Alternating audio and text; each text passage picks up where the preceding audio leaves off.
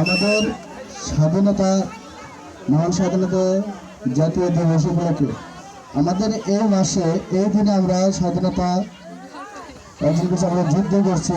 সেই যুদ্ধের অভিনয় তারা দেখাচ্ছেন কীভাবে বাংলাদেশ স্বাধীন করেছেন সেই সম্পর্কে এবং সেইভাবে অভিনয় দেখাচ্ছেন তিনি। এভাবে তারা রাস্তার ভিতরে মাটিতে শুয়ে খেয়ে না খেয়ে রাস্তার ধারে ধারে পথের ধারে ধারে বসে বসে তারা যুদ্ধ করেছে।